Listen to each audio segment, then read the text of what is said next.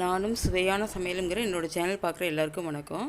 என்னோடய சேனல் உங்களுக்கு ரொம்ப பிடிச்சிருந்ததுன்னா, நான் போடுற வீடியோஸ்லாம் உங்களுக்கு ரொம்ப பிடிச்சிருந்ததுன்னா லைக் பண்ணுங்கள், கமெண்ட் பண்ணுங்கள், சப்ஸ்கிரைப் பண்ணுங்கள். மறக்காமல் பக்கத்தில் உள்ள பெல் பட்டனை நீங்கள் அழுத்துங்க. இன்றைக்கி நம்ம செய்ய போகிறது கடலை மாவு பர்ஃபி. ரொம்ப ஈஸியாக சூப்பராக எப்படி செய்யுங்கிறது செய்ய போகிறது கடலை மாவு பர்ஃபி தான். அதனால் 2 ஸ்பூன் நெய், ஒரு கடாயை காய வச்சு அதில் 2 ஸ்பூன் நெய் விட்டுக்கலாம். நம்ம டோட்டலாக சேர்க்க போகிறது இவ்வளோ தான் நெய்.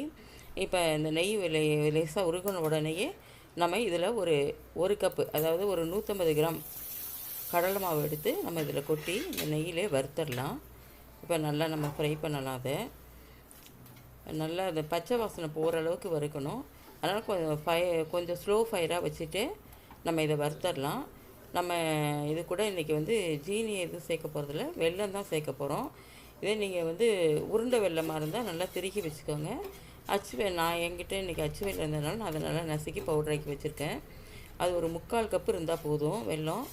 இப்போ இது ஓரளவுக்கு நல்லா வதங்கி பச்சை வாசனை போகட்டும். நம்ம இது கூடயே இப்போ வெல்லத்தை சேர்த்துக்கலாம். 3/4 கப்பு வெல்லத்தை நம்ம இப்போ இது கூட சேர்த்துக்கலாம். சேர்த்து இப்போ இதையும் நல்லா வதக்கி விட்டுடலாம். நம்ம இப்போ இந்த வெல்லமெல்லாம் கொஞ்சம் நல்லா உருக ஆரம்பிக்கும். சூடுபட்டவுடனே இது எல்லாம் நல்லா சேர்ந்து வரட்டும். அவ்வளோதான். இது கூட இன்னும் ஒரே ஒரு பொருள் மட்டும்தான் நம்ம சேர்க்க போகிறோம். ரொம்ப குயிக்காக ரெடி ஆகிடும் இந்த கடலை மாவு பர்ஃபி. இப்போ பாருங்கள், இப்போ நல்லா வதக்கி விட்டுருக்கேன். நல்லா உருகட்டும், வெல்லம் உருகணும். அதுக்காக தான் இப்போ நம்ம வெயிட் பண்ணிகிட்ருக்கோம். உருகின உடனே நம்ம அடுத்து நம்ம பால் சேர்த்துடலாம். அதில் இப்போ நல்லா வெல்லத்தை நல்லா கொஞ்சம் கட்டியாக உள்ளதுன்னு கொஞ்சம் நசுக்கி விட்டுருங்க. கொஞ்சம் சீக்கிரம் நமக்கு ரெடி ஆகிடும்.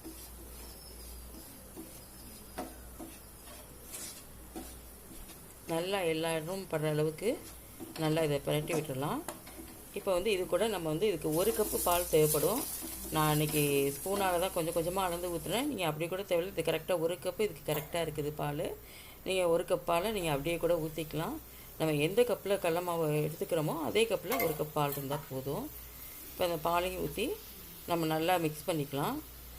இப்போ பாருங்கள், நான் பால் ஊற்றிட்டு இப்போ நல்லா மிக்ஸ் பண்ணிக்கலாம். இது காய்ச்சி ஆற வச்ச பால். அதனால் நீங்கள் அதையும் ஊற்றி இதில் நல்லா மிக்ஸ் பண்ணிடலாம். ஏன்னா கொஞ்சம் நேரம் தான் மிக்ஸ் பண்ணுறோங்கிறதுனால நான் பச்சை பால் ஊற்றலை, காய்ச்சி ஆற வச்ச பாலை தான் நான் ஊற்றியிருக்கேன். இதில் நல்லா மிக்ஸ் ஆகட்டும். இப்போ மிக்ஸ் ஆனவுடனே நம்ம ஒரு நெய் தடவுன தட்டில் கொட்டி நம்ம ரெடி பண்ணிடலாம். இதை அவ்வளோதான் நமக்கு வேலை. நீங்கள் ரொம்ப குயிக்காக ரெடி ஆகிடுது. இப்போ ஒரு பிளேட்டில் நெய் தடவி வச்சுருக்கேன். இதில் இப்போ நம்ம கொட்டி நல்லா செட் பண்ணி விட்டுடலாம். இதை அவ்வளோதான் நமக்கு வேலை. இதே நீங்கள் உங்களுக்கு இதை உருண்டையாகவும் நீங்கள் பிடிச்சிக்கலாம், லட்டு மாதிரி. அதுக்கு கொஞ்சம் சூடு ஆறினவுடனே நீங்கள் லட்டு மாதிரி பிடிச்சிடலாம். இப்போ நான் நெய் தடவை தட்டில் தான் கொட்டி அந்த ஸ்பூன் நெய் எடுத்தாலையும் அந்த ஸ்பூனாலே பேக் சைடு நெய் இருக்கும்போது அதோடய நம்ம தடவும் போது ஈஸியாக அழகாக செட் ஆகிடும். இப்போ இந்த பர்ஃபி நான் அழகாக செட் பண்ணி வச்சுட்டோம் நெய் தடவின பிளேட்டில். இப்போ நம்ம பீஸ் போட்டலாம். லேசாக சூடு ஆறினவுடனே நம்ம இதை அப்படி கட் பண்ணிடலாம். இப்போ சின்ன சின்ன ஸ்கொயராகவோ நீங்கள் டைமண்டாகவோ எப்படி வேணால் போட்டுக்கலாம். இல்லை நீங்கள் உருண்டையாகவோ லட்டு மாதிரி பிடிச்சிக்கலாம். இப்போ பீஸ் போட்டுட்டு இதில் நீங்கள் விருப்பப்பட்டால் முந்திரியும் மேலே நல்லா திருவி தூவிக்கலாம். நான் சும்மா ஒரு பீஸாக தான் வைக்க போகிறேன் அழகுக்காக.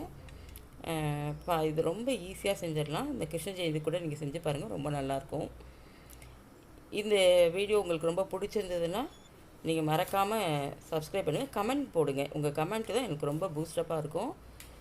நீங்கள் மறக்காமல் கமெண்ட் போடுங்க. என்னோடய மற்ற வீடியோஸும் பாருங்கள். உங்களுக்கு ரொம்ப பிடிச்சிருந்ததுன்னா நீங்கள் லைக் பண்ணுங்கள், கமெண்ட் போடுங்க.